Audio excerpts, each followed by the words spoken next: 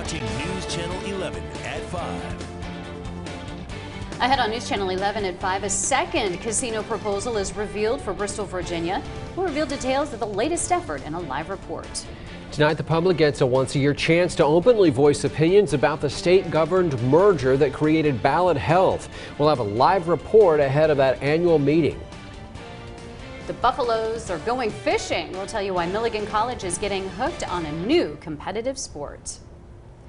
First, visitors to the Pinnacle Shopping Center could soon have a new entertainment option just across the state line.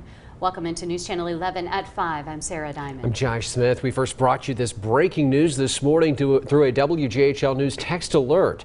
An agreement to develop and run a proposed Washington County, Virginia casino has been reached by the Eastern Band of the Cherokee Indians. The deal still requires a change in Virginia law. That could happen in the legislative session, which starts in Richmond tomorrow. The casino would be adjacent to the Pinnacle retail development in Bristol, just across the Tennessee-Virginia state line on a 350-acre tract in Virginia.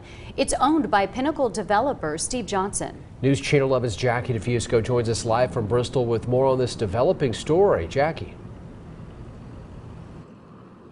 Josh and Sarah, I'm standing on the property next to the Pinnacle where this proposed project could be. Now, as many of you know, it's right off of Interstate 81 near the intersection of several states. And that's why if the project is allowed to move forward, developers say it could have a huge economic impact. A new casino proposal is in the works in Washington County, Virginia. This is a massive project on scale that nobody else has proposed.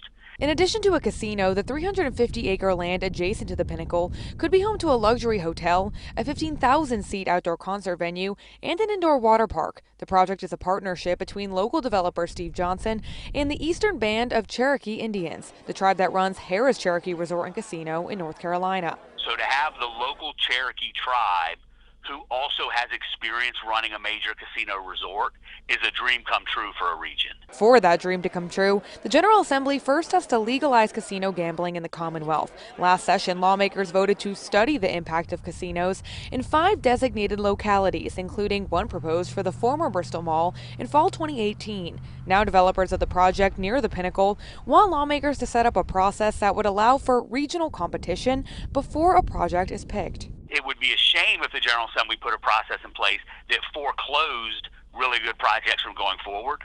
So the only request now is that the state leaders put a process in place so that the very best, most impactful projects can go forward. And if at the end of the day, it can't stand on its merits and win, then it shouldn't be the project that goes forward. Developers partnering with the Eastern Band of Cherokee Indians have yet to release economic impact estimates on investment, job growth, and tax revenue generation.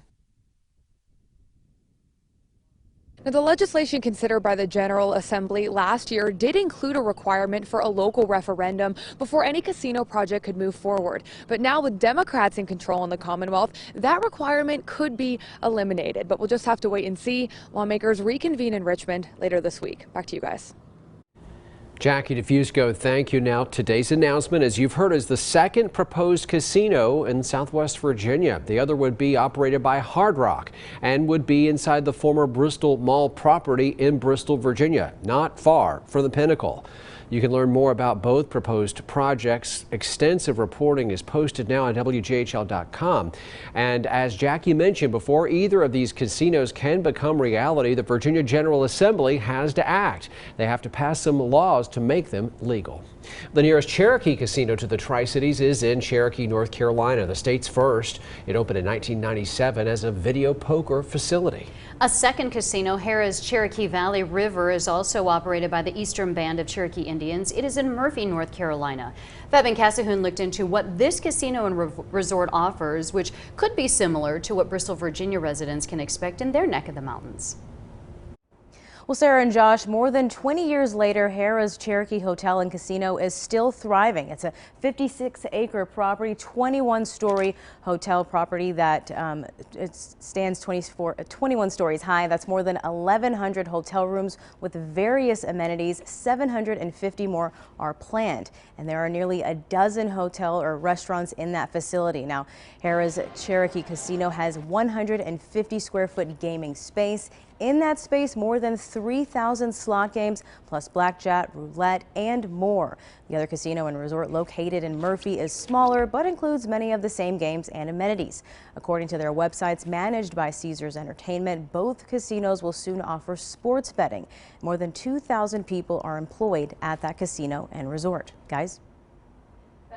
Tonight at 6, we'll take a closer look at why only one of those proposed casinos could become reality.